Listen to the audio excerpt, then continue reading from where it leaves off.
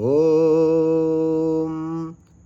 इन्द्र उवाच नमस्तेऽस्तु महामाये श्रीपीठे सुरपूजिते शङ्खचक्रगदाहस्ते महालक्ष्मी नमोऽस्तु ते।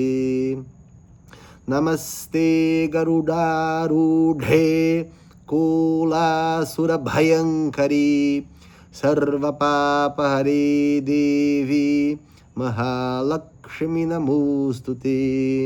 सर्वज्ञे सर्ववरदे सर्वदुष्टभयङ्करी सर्वदुःखहरे देवी महालक्ष्मी नमोऽस्तु ते।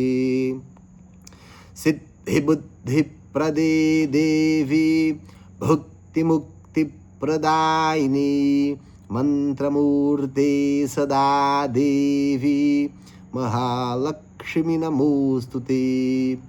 आद्यन्तरहिते देवी आद्यशक्तिमहेश्वरी योगजे योगसम्भूते महालक्ष्मी नमोऽस्तु ते। स्थूलसूक्ष्ममहारौद्रे महाशक्तिमहोदरे महापापहरे देवी महालक्ष्मी नमोऽस्तु ते।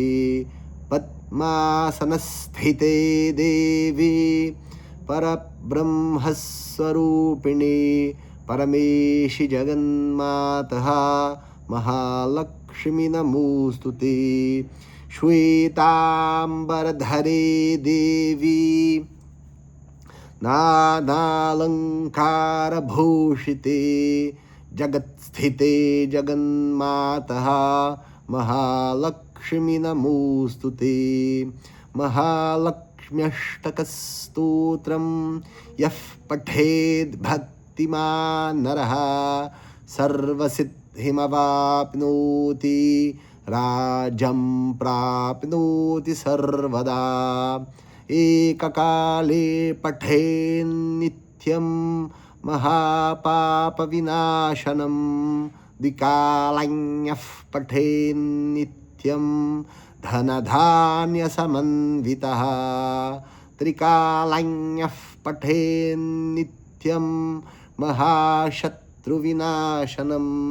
महालक्ष्मीर्भवेन्नित्यं प्रसन्ना वरदा शुभा महालक्ष्मी नमोऽस्तु ते। महालक्ष्मी नमोऽस्तु ते। महालक्ष्मी नमोऽस्तु ते। महालक्ष्मी नमोऽस्तु ते। ॐ